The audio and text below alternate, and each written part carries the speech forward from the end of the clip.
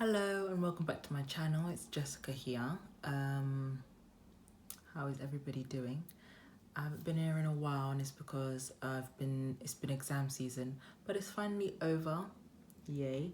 And I just thought that I would start off with a video about the books that I've read this year. So one of my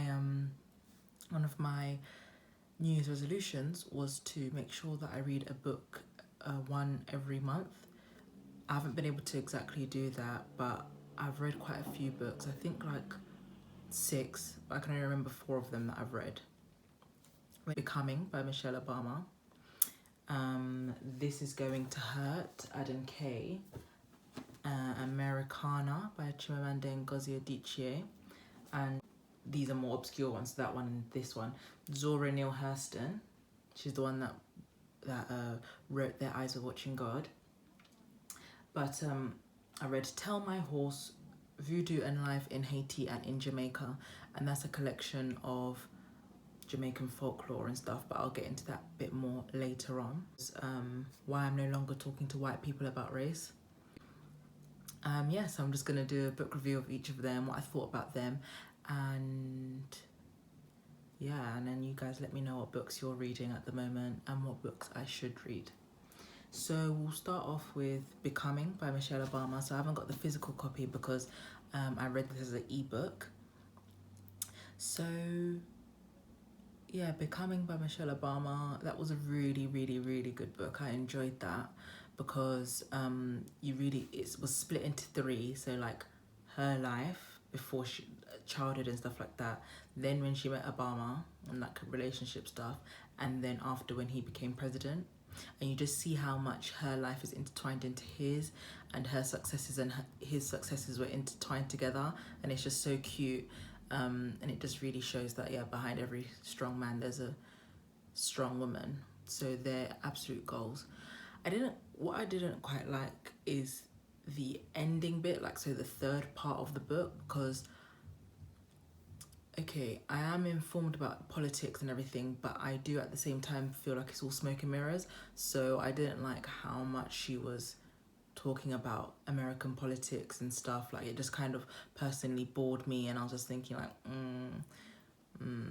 you know, I'm quite skeptical, a cynic when it comes to all that type of stuff. So I didn't quite like that third part, but it was a really good book. Am I going to say 10 out of 10 would recommend? I would recommend, but not 10 out of 10. Okay, we'll go to this one. The second, I think this one is quite a bait book. Every medic has read it. This is Going to Hurt by Adam Kay. So Adam Kay was an ONG registrar. And then he quit his job and became a comedian, and he wrote this book about his life being a doctor, like a junior doctor, and it is very funny. It's very funny.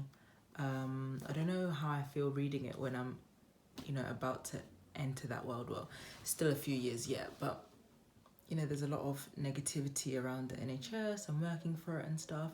So it does make me a bit scared, but at the same time, it just reminds me of some funny patients that I've seen on the wards, and it just shows that it'll just be a life of funny patients are funny characters, so it was just funny to see his stories and everything like that. I've heard that all of the stories in this book are not exactly his own. He's kind of like took them from his friends as well, but oh well.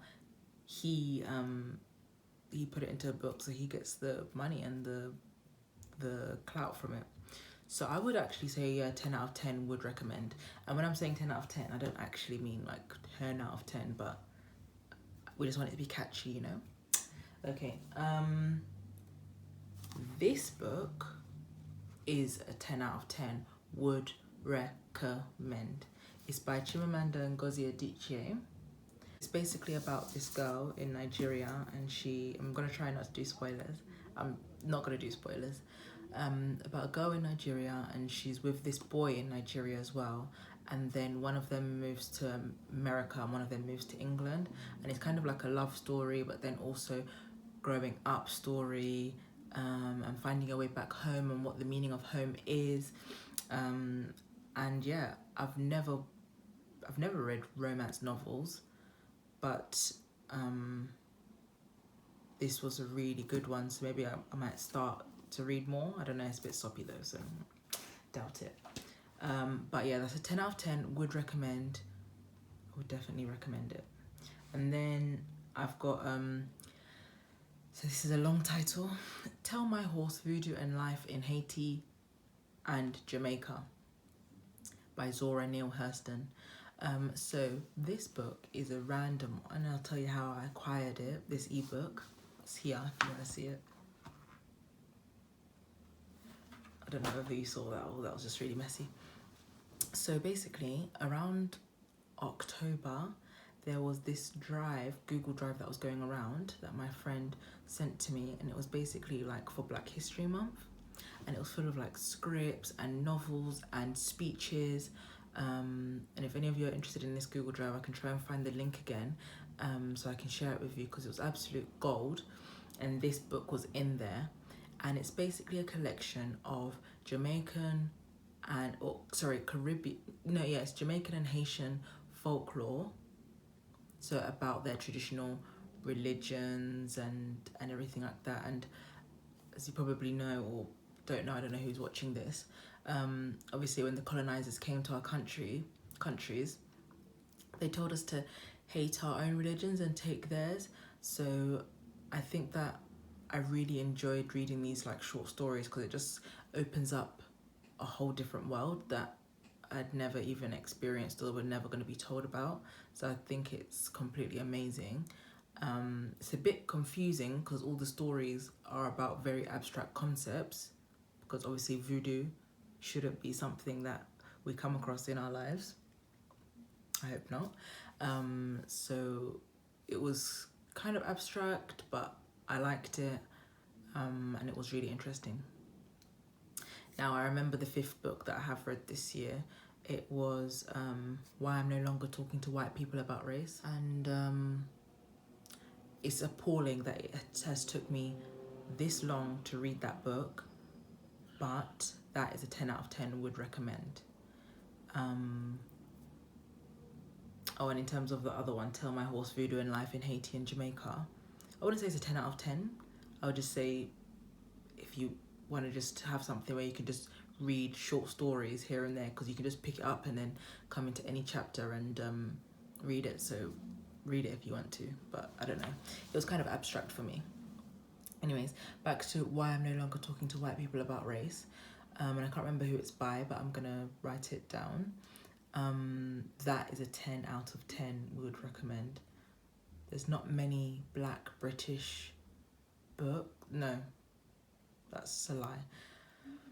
So a lot of race books, or the stuff that we read about race, is from African American what's the word? African American perspective. But I am so more about reading from an African British perspective now, because I feel like African Americans are just so insular, and they make the struggle kind of all about them, and it's just some things are not that relevant. So I think I've been following more bloggers and authors and stuff and historians who, and I'll write some of their names below, because I read another book, but that was last year, and that was a Black British experience as well. And it's just amazing to see how race relations have evolved in this country, and how Black people came to this country, because we just feel like, even if we are like woke or stuff like that, like it's very apparent what happened in America in terms of Black people, but the history of Black people in this country is so elucidated, or like so brushed under the carpet, like we just have to read about it. So Why I'm No Longer Talking to White People About Race is amazing. That is an absolute 10 out of 10, would recommend. I'm going to see The Lion King right now. I hope it's not dead. I hope it's not dead. And Lion King was set in Tanzania. It's a fun fact. Yeah, so I shall see you guys. Hopefully you enjoyed this, and please comment down below what books you're reading at the moment. I want to read Taking Up Space. So I think I might read that soon or next.